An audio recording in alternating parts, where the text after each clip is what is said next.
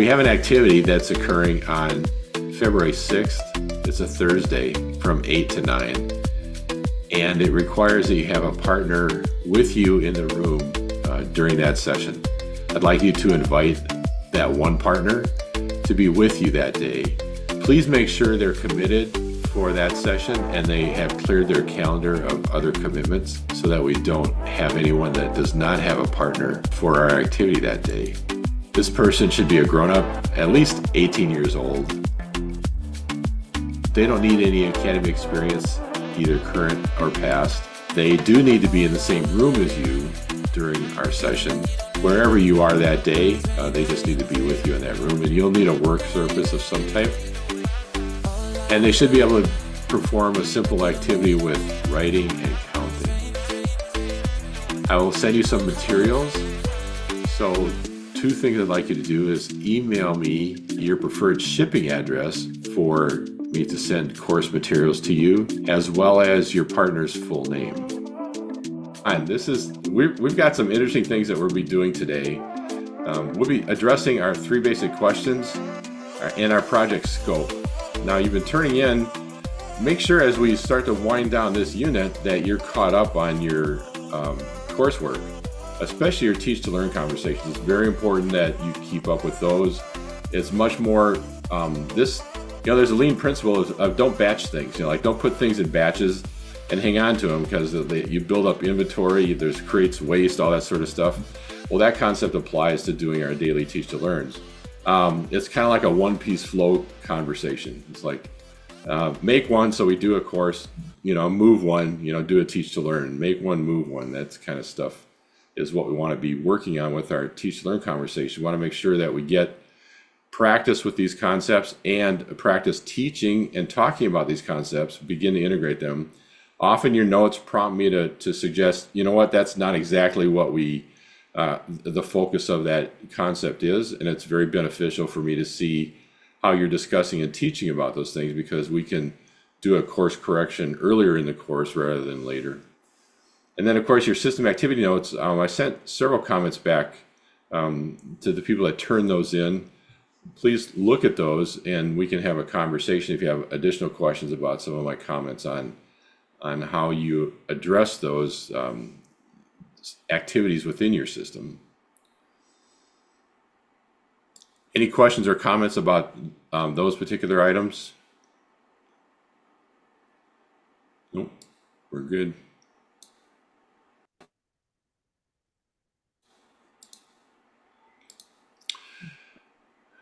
Now in our 14 points conversations, this is something we should have completed by yesterday.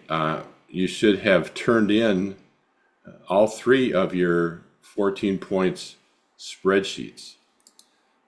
I'd like you to write down 3 insights you gained from your discussions with your 14 points scoring sheet partners. So take a moment and write down some of your insights that you gained. Trying to stay on mute a little bit more because they're vacuuming the attached office. I'm sure you can hear, so we'll try to unmute when necessary. Okay, thank you.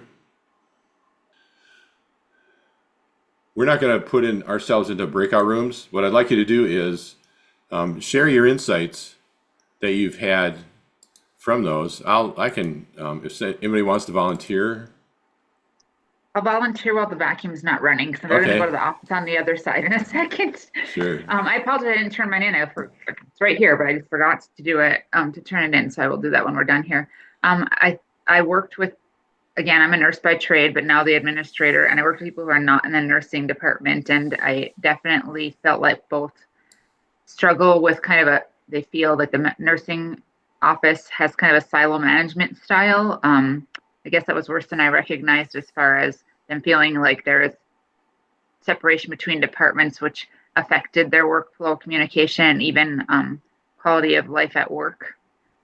We definitely needed to break down some fear barriers, I guess. I wasn't unaware of that, but we've had some recent changes with personnel who've been here a really long time, and everybody sees that from the outside, not the inside, as to why they're no longer here. So I think that kind of shifts that focus again. And then our mission, vision, value statement definitely needs work because it doesn't work towards really representing the residents and what we're here to do for them. So that's what I learned. That's great. Go ahead, Joe. So I learned definitely need to do better training for new hires. Kind of we had the same thing as D, was where separation of departments could be improved. And also leaders providing better guidance. One thing we had kind of all agreed on. Great. Okay. I apologize. Everybody calls me Dee, not Denise. So when you hear him referencing Dee, that's me.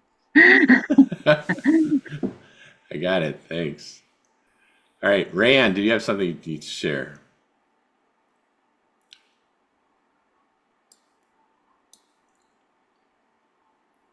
You're on mute. I'm on a phone call with somebody. I'll get right back to you guys. Okay. Megan.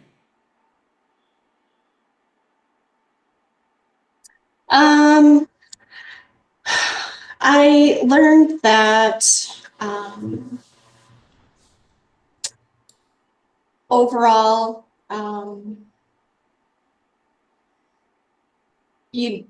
certain departments need to be trained in certain departments need to be trained better. Sorry, and how different departments focus on what's the word I want to use? I guess how to manage bigger departments. Does that make sense? Like nursing is a huge department, where my department, I only have like 16 people, I think. So to try and do different things with the bigger department versus smaller. Yeah. Okay. Heidi. Well, I interviewed the dietary manager as well as the environmental services or maintenance manager. And I learned that some people think that systems are working better than what other people think. Everyone had a different view, but the majority of people went with, going down the middle road, scoring number 6. But then there were a couple extremes on the left that, the departments didn't think that we had areas for improvement too, that they were 0. So when you, this is for everyone, when you noticed differences in scoring, did you explore what do you see differently from each other rather than try and say, here's a score we should come up with? What did you learn from the conversation about, hey, we scored this differently? How did you approach that? I guess I didn't talk about my answers with them. Yeah. Oh, okay. Because the assignment was talk about the differences in scores and why we have a different observation than someone else might have. And oftentimes you could have 2 different scores in the same observation, or the same or the same score and different observations. We wouldn't explore that, but if we have 2 different scores, like a 6 and an 8, well, why was yours 8 and mine 6? Is a useful conversation because you get to see some of the insights that people have with their areas. All right. When you submit these, make sure you submit these in the Excel spreadsheet form. Not a PDF version of the spreadsheet. Making sure it's in the original spreadsheet form. All right, Rayanne, since you're not back, we're going to move along. So I'm going to tell you a little bit of a story. So this actually occurred in a place where I was working. It was a place that was a facility that remanufactured locomotive engines, large diesel engines for trains. And that's the size, that's kind of relative to the size of a person. And this is one area of the shop. So these different stages of repair and refurbishment are occurring throughout the facility. So there's 5 major work areas. There's 3 to 6 people in each area. And then at the time, there were 2 shifts of people working. Now, there are also 2 main buildings. So, this green square represents the main building. The kind of brown square represents the warehouse. And parts are needed sometimes when you take on an engine. Some of those parts are standard parts you're going to swap out and put in new. And other parts are unknown. You come across a part that's worn that wasn't expected to be part of the checklist of items to go through. So when a needed part is not on hand here, they have to stop work. They have to go to the warehouse. They have to search the shelves for a part. They sign out a part. And then they return to the work area with the part. Some parts require forklifts to transport because some of these are, like some of the flywheels and things are very big. So at least when I began tracking the data and counting the number of visits, and within the number of visits to the warehouse, what I noticed was 35 different individuals visited the warehouse at least weekly. Most visit the warehouse at least daily. And sometimes there were multiple visits per day. Usually it's a lead worker that was doing that. So when we add up, first of all, it's about at least 15 minutes per round trip. And just simply adding up the total number of trips times 15, it equals about 6 months of full-time person just being asked to, I just want you to walk back and forth between here and there. And that's all they're doing for all the wasted time that's occurring in this process. So here's other observations. The work stopped when parts were needed and not available. Work was delayed when workers had to leave the work area to go to the warehouse. Other delays were occurring. They'd have conversations with people on the way. Certainly some guys like to take smoke breaks while they're headed over to the warehouse. That was a good chance for that. And the parts in the warehouse weren't always located immediately. Sometimes they're found in a different location that then the inventory system said. Parts are stored sometimes in 2 different locations, and often the first location was empty and they had to go find the second one. And inventory is at 0, and sometimes the system reports a quantity greater than 0. So they're going over there and there's no parts available anyways. And they're not always signed out. So sometimes a worker says, I think this is the part I need. They try it out and then with the intent to return it. But sometimes they don't return the sign out part, or they keep it and forget to go back and sign it out. The sign out sheets are processed once per week, meaning parts taken out of the warehouse on Monday are not recorded as not in the warehouse until later, meaning the inventory system is never current.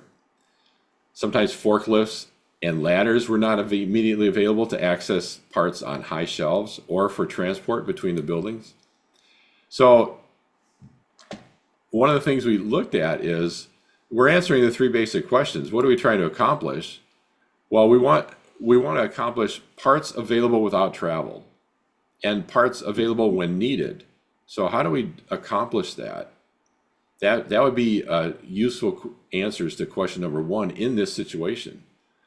When somebody needs a part, they should be able to have it without having to go to the warehouse. How do we make that possible? And how do we make it possible so that parts, when they're needed, are actually available? How do we know a change is an improvement? We would say the number of daily trips to the warehouse by production workers is 0.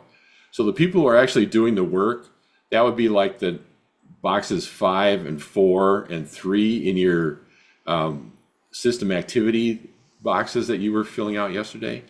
So the people that are actually doing those jobs that actually produce the value for the organization, deliver, what the customers really want, we don't want those people doing anything other than being able to work on their job rather than have to do wasted activity. So we want the number of daily trips to 0, and we want production delays caused by waiting for parts 0. So when they reach over and say, I need a part for this particular item or this particular piece of work, it's available. So here's moves to improve. We suggested assign 1 worker from each area to go get the warehouse parts. So just to minimize, that'd be one thing of minimizing travel. Or assign a warehouse worker to bring needed parts. Or implement a 3-hour parts look ahead practice, meaning, hey, in 3 hours, what parts are you going to need? And then have someone deliver those parts during that 3 hour period of time.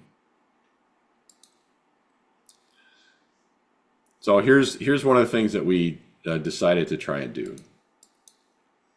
We said, let's say we want to assign a warehouse worker to bring the needed parts.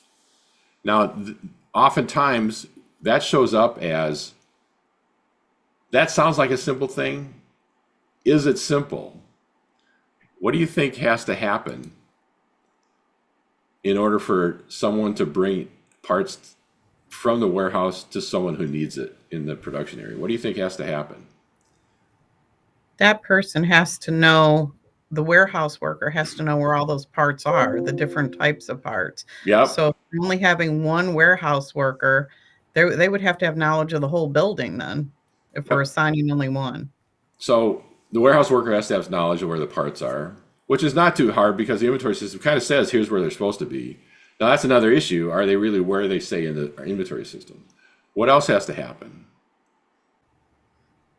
So the production has to contact the warehouse, say this is what we need, Yep. and this is what time we would need it at if we're doing the 3 hours ahead. Yep.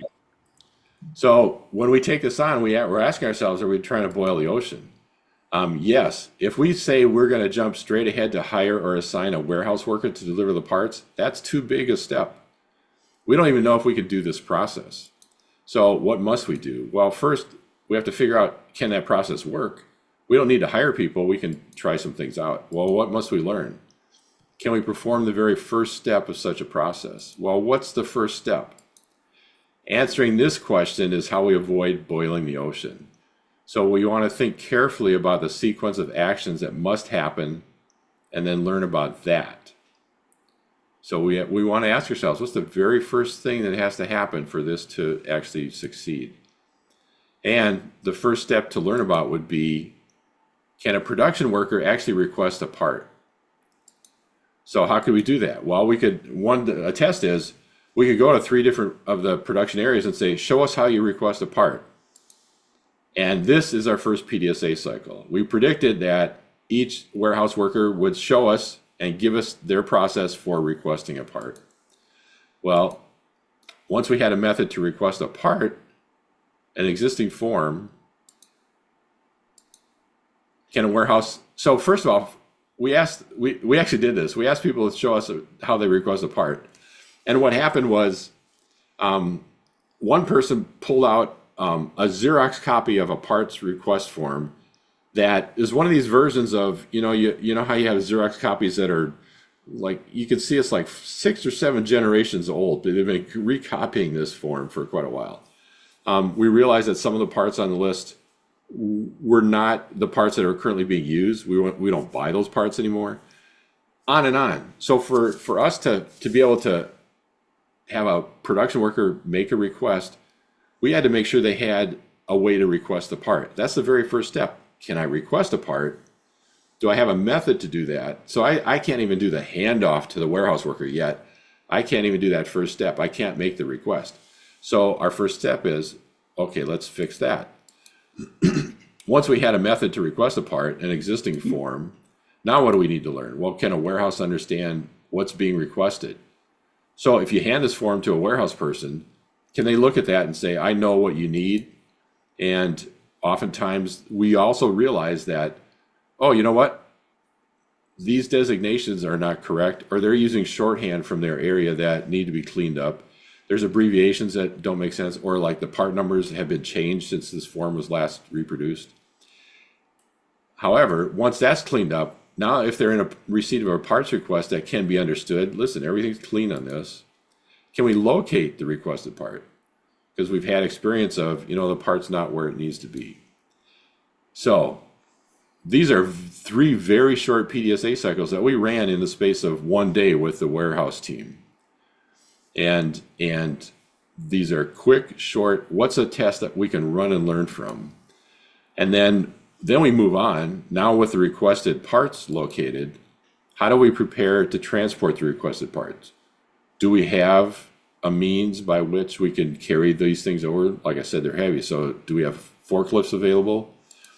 once we have these bins, parts, gate, and skids, where do we deliver them? What we notice is the production areas don't have spaces that are designated that we can drop off parts. Parts were left all over the place. So we had to like tape off places on the floor and say, listen, we need to deliver parts. This space needs to keep clear so when parts are delivered, there's a place to drop them and we're not trying to move equipment all the time.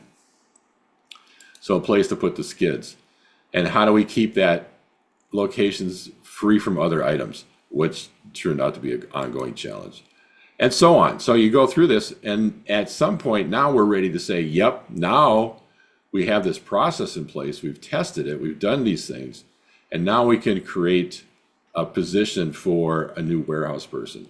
If we had jumped to hire a warehouse person, they would have immediately run into all those issues. And it would have looked like hiring the warehouse person was a failure because they had so many problems doing their job. So here's some guidance. It's a key thing to make sure that, first of all, let's go back to what we were on the page back, that we're clear on what we're trying to accomplish,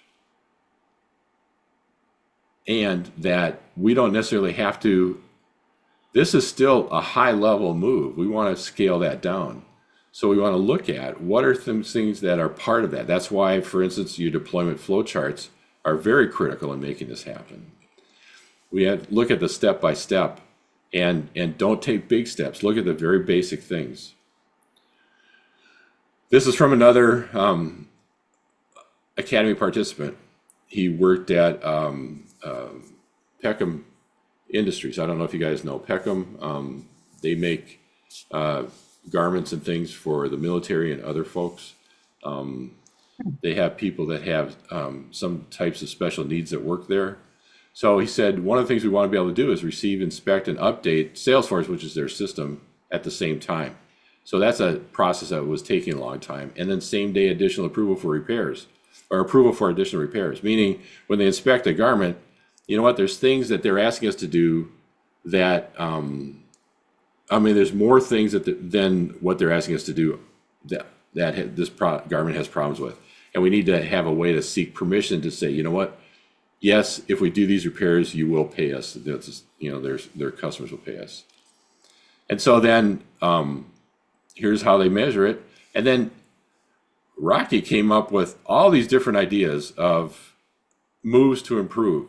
So, 7 is just a bare minimum when we look at what are things we could do to try and create a move to improve. When we answer question number 1, it's solely a description of the destination you want to reach with the future as a possibility. Oops, I went the wrong way. It briefly describes an accomplishment, a state of affairs, a condition, situation, a circumstance, or a status that's being sought. It does not include a method. So when we say our answer to question number 1 has some version of a method, we don't want that in there. We don't say parts are available without travel, how we're doing that, or parts are available with needed. We don't have a description of that. That's just the state of affairs we want to get to. So there's other versions of answers to question 1 that are appropriate. Maintain compliance with federal deadlines. Eligibility documentation is available when needed. Referrals are assigned to a person upon receipt of referral, and application processing, eligibility determination occur at the same time. So these are all things that are a state of affairs. This was for a state agency that was looking at things, but they don't say how we're going to do that. And that's the critical part of answering question number 1. Why do we not want to have a method in our description of problem answer number 1? What are your thoughts? Because we want to focus on one aim or one goal. Yeah, that's the goal we wanted, but if we say how we're doing it, what does that do to us? It limits our options. If we say this is our, everybody who has a whole bunch of ideas, implement, this is how we should do this, and they put that in their aim is that we should do it this way, all of a sudden, all the other possible ways of doing something never get tested, and they might be better. So by having a method in your how do we accomplish, you're going to limit yourself to answers that may not be as beneficial as other possible responses or methods could be. When we answer question number 2, if it's question number 1 is answered clearly, you'll be able to better answer question number 2. So you can measure, am I there or am I making progress towards there? For example, if I'm trying to visit the Navy Pier in Chicago, I would say a change in improvement if I'm standing on the Navy Pier. Or if as I'm traveling down 94, each of the mile markers are getting less and less if I'm in Michigan. As I get closer to the border, like, oh, okay, that says I'm making progress. So I've got some way of measuring progress along the way.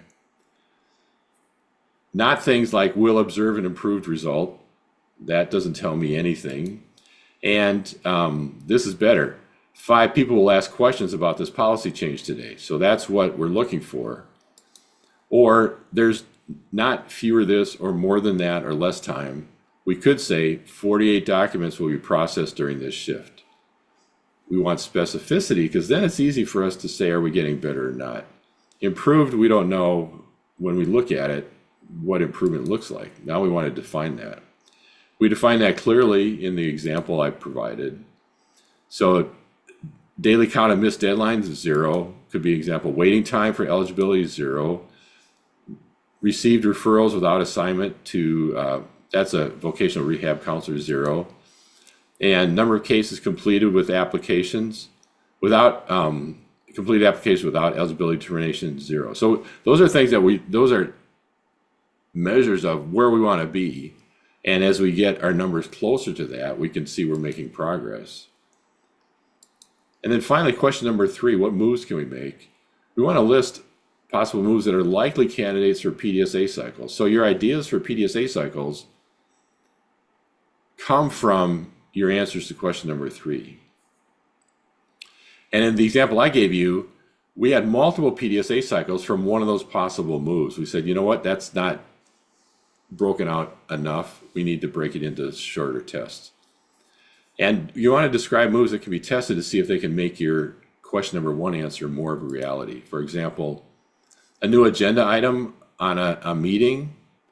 I think Eric said he added an agenda item as he was doing his teach to learn conversations. Person B performed steps 2 through 4. So you might say, you know what, these steps I'm going to move over to a particular person and have them do that. In fact, when I was leading a printing project for EDS at General Motors, we moved the stuffing process over to the print process, and we found a printer that could provide printing and stuffing and mailing processes all at once. So we moved some of the steps that we were using into one column. So that's an example of, hey, your deployment flowchart can help. Perform sample taking at the end of each sequence, or follow first in, first out sequencing, meaning don't let stuff get ahead of the thing that's there. Don't pick and choose, just like process things in sequence. That's a adding something in certain areas of work. First in, first out, a FIFO line is a powerful move that you could test. So PDSA cycles are not a response to question number 3. PDSA cycles are what you run to answer questions about the workability or the impact of those moves that you're thinking. So we're learning about our ideas. We're not saying we're going to implement our ideas in question number 3. We're saying these are ideas we want to test and see if they could work. So we want to make the status of all cases visible and current. That might be one move. Permit more than one counselor to work on each case. Eliminate individual performance goals and targets. Move to office and district level team goals instead of individual goals. Include required eligibility documents in the application, meaning we've got all the stuff we need before it goes to the next step. And even in a paperwork process, processing first in, first out has some real advantages. So they could test that. Or move eligibility determination steps to application processing. So here's some of the things we can decide earlier in the process and leave eligibility determination clean and just say a thumbs up or thumbs down in that case. So what I'd like you to do is you're going to, as part of the work we're doing today and tomorrow, refine or refocus your answer to question number 1. You're going to use the guidance, the Q number 2 guidance, the question number 2 guidance to update your Q number 2 responses. In fact, our exercise that you'll be starting will help you do this. Almost all your answers for question number 2 require some version of an update. And then list the moves you want to test. You should begin thinking of multiple different moves that we could make to help us get to the place where we want our aims. So we're going to perform some version of a completion of this exercise tomorrow, but you're going to start today. I'd like you to find a partner within our group that we have here. So we have a group we have today: Denise, Joe, Megan, Heidi, and Rayanne. So we have 5 people. Denise and Joe, if you could partner up with someone who's, like not you guys, like if you guys don't be partners in this exercise, if you partner up with Megan, Heidi, or Rayanne, there can be a threesome here. So within this group, since we have an odd number, that's okay. So we'd have, I'm gonna make this up: Joe and Megan, Denise and Heidi, and Rayanne. I'm gonna make that up and say, how about, I know you said we're starting it today, but Joe's on vacation tomorrow, so I don't know if that upsets the apple cart. Well, it may or may not, depending on how much you guys get done. So if we say Joe and Megan, okay, get your work done today. That would be the request. And then I can work additionally with, or Megan can partner up. Maybe Joe ought to be part of the threesome. So Joe, Megan, and Rayanne could be a threesome, and Heidi and Denise could be a pair. How about if we do that? Okay. So Denise and Heidi, and then Joe, Megan, and Rayanne. Here's what you'll be doing. You're going to exchange your 3 basic questions form that you have currently, and you're going to exchange the plan form that you wrote up at the beginning of this week. So the using the document that we have for our PDSA cycles from now on. Then you're going to use the list on the handout. So the handout is in the LMS, and I'll show you this list.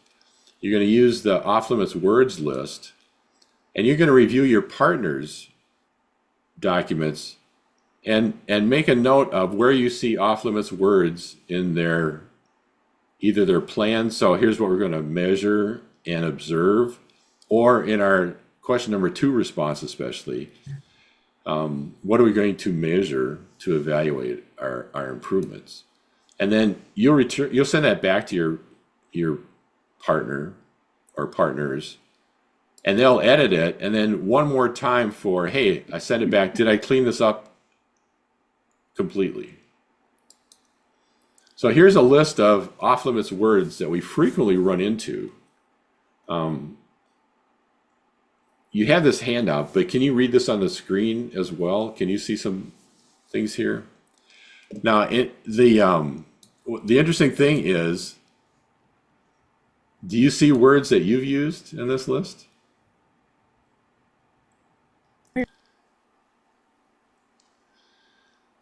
So what's an example of a word that you've used or you're using in your 3 basic questions? For instance, Q number 2 response. Positive. You say positive? Mm-hmm. Yeah. So, and positive in what sense? So give me context for your Positive feedback on my meeting huddles. I got it. So positive feedback, what are you looking for? That's what you want to ask your question. So think about what we did with our example of, can the warehouse process work? So as we tried out some of those steps, and we got to the place where now we have an ability to actually deliver some parts as requested. You know what we did for positive feedback? We went to the 5 production areas and said, all right, with this process, will you give us a thumbs up or a thumbs down? Do you want us to keep it going, or do you say stop it? And we said, our objective is to get X number of thumbs up. Like we wanted, for instance, one area, 2 out of 3 out of every area. Well, it turned out we got thumbs up every area. Everybody said thumbs up to, yeah, we like this process better. So that's a different way of count, like I'm going to get X number of thumbs up rather than saying I'm going to get positive feedback, right? So it can be simple. Like you don't have to have a formal survey all the time for some of these things. So don't get too concerned about how the specificity, but you want to be able to say, can I observe that and can I measure that? What's another word that someone's used on your 3 basic questions that's on this list? We like to use the word appropriate in this building. And so that just really, I mean, I'm telling you, even at Quappy, it's appropriate on everybody's report. So that kind of scares me. Yeah. So yeah, who thinks, well, you can look at the world of public discourse right now and like what's appropriate for, certain behaviors or certain reasons for why people should get a pardon and all that kind of stuff is like, oh, okay, what's appropriate? Yeah, that's always in the eye of the beholder. So that's a very dangerous word to put anywhere because it'll be interpreted so many different ways. What else? I think I used the word less. Less. Like less complaints. Yeah. And I don't know if I made a comment on that. You'd want to say, how many complaints am I getting? And it's helpful if you have a baseline, but even if you don't have a baseline, you might say, you know what? I want to have no more than 1 a day. I want to get 1 per day complaint. Or you might want to say I would get 0 complaints, but that's almost never possible, but still. Some version of a number there, of number of complaints. That's what I want to see. Denise or Joe, do you see any words that you guys have used or are using? I was trying to find my 3 basic questions to see how I answered it, but I continue to use the word quality. I know we had said, how do you define quality? And then once I thought I defined it, I was like, well, that's what I'll use as my target. So I continue to use the word quality multiple times in different scenarios. But I see words that we use to measure things on here often, and they're really not measurable. Yep, and quality is one of those like goodness. Like, oh, it's got to be good. Okay, well, what do we mean by that? If we use the term that way. All right, let's move on. So our teach to learn conversation is around our 3 basic questions. The 3 basic questions are the things that you should probably be talking about with your teach to learn partner, and you have a frequently asked questions document as part of the handout that helps you look at some of the things that we discussed around the 3 basic questions. The system activity notes are actually due on the 23rd, which means you still have some time to get those in, but I've been making comments on the ones that you've completed. Those are helpful. And then, of course, your plan on your PDSA cycle should probably be cycle at least 1, if not cycle 2, if you've already run a test. And then with your partners, you'll be updating your 3 basic questions and your plan wording. How are we exchanging this information? Via email to each other, or? I would recommend doing that because the LMS doesn't provide for learners to share documents with each other. So just email your forms to each other. Our quotes for today. Remember, don't let these batch up either. Consider these in relation to things. Denise, there was quotes yesterday that were perfect for one of your teach to learn conversations. And it happened to be about mind mapping. So it's like some of the comments you made in that related directly to our theory of knowledge quotes. And so what you said in your teach to learn conversation could or should show up in some fashion on your mind map. Because that's, as you're approaching theory of knowledge, you want to consider, here's things I've thought about or think about. The CEO of IDEO, which is a famous design firm, said, learning is a process of using our innate abilities to construct or create new understandings of the world. Learning, by its very nature, is a creative act. John F. Kennedy said, leadership and learning are indispensable to each other. All right, thank you very much. I think it'll be interesting to see the results or the things you learned from looking at our off-limits words. So it'll be interesting to see the work, and we'll continue that tomorrow. We'll have time during most of our session to continue working on that. So start today, and then if you can, wrap it up today, but if not, we'll have time tomorrow to work on it as well. Okay. Thank you. Yeah, thank you very much. Mhm. I'll see everyone tomorrow. Bye now. Bye. I